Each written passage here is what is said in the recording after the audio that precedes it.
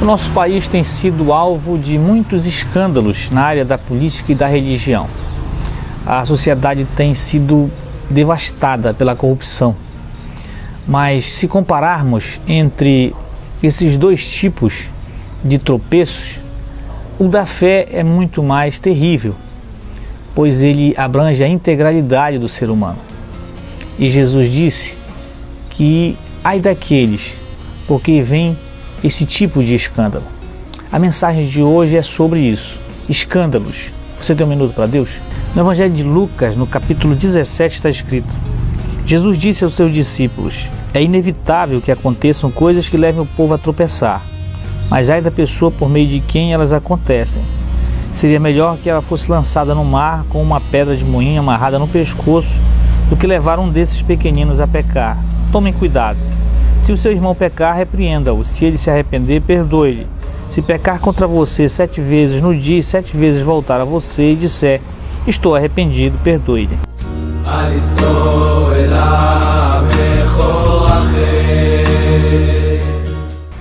Jesus afirmou aos discípulos, aqui nesse texto, que é praticamente impossível que os escândalos não aconteçam. É inevitável isso. E esse tipo de tropeço, ele leva as pessoas a pecarem, a errarem o alvo, a se desviar do principal propósito da vida. Por isso Jesus também compara que quem faz isso, quem leva as pessoas a esse tipo de engano, era melhor que se suicidasse. Ele colocou como aquele que coloca uma pedra no pescoço e se atira ao mar. Parece exagerado, mas é por causa da importância desse assunto que Jesus leva a esse extremo. Porque uma pessoa que comete esse tipo de tropeço, ou que se escandaliza ao ponto de levar pessoas ao erro, é terrível.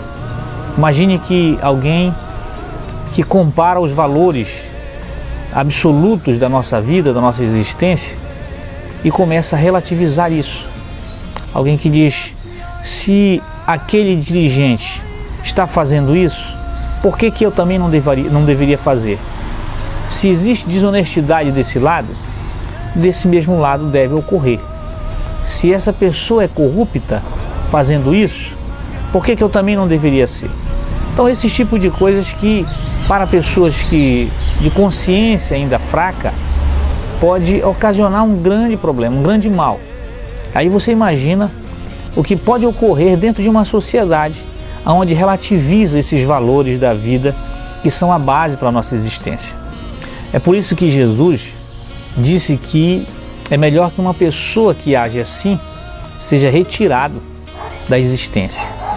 Porque, embora essas corrupções aconteçam, quando ela atinge um nível da sociedade que não vá diluir o caráter de uma pessoa, quando acontece em âmbitos que não afetam tanto as questões do nosso perfil e personalidade, elas não têm tanta ou grande importância.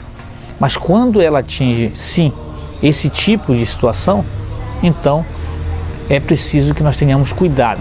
E foi assim que Jesus chamou os discípulos a atenção, dizendo: olha, tenham cuidado com isso, para que não venham a acontecer. Mas o interessante é que algumas vezes Jesus também se tornou um escândalo para as pessoas, porque elas simplesmente olhavam para ele e diziam: mas esse não é aquele carpinteiro, ele não tem o seu pai e a sua mãe aqui conosco, como é que agora ele se diz uma pessoa tão importante, quando Jesus afirmava ser ele o pão da vida, quando dizia ele ser a fonte inesgotável da sede humana? E as pessoas então relativizavam esse comportamento dele. Isso também acontece conosco nos nossos dias, quando nós vemos dirigentes ou pessoas importantes fazendo determinadas coisas que, a nosso ver, estão deturpando a própria existência, quando o egoísmo toma conta, quando a ganância, a inveja, esse tipo de atitudes são mais importantes, quando elas prevalecem, então aqueles de consciência mais fraca, que Jesus chama de os pequeninos, podem tropeçar, podem cair.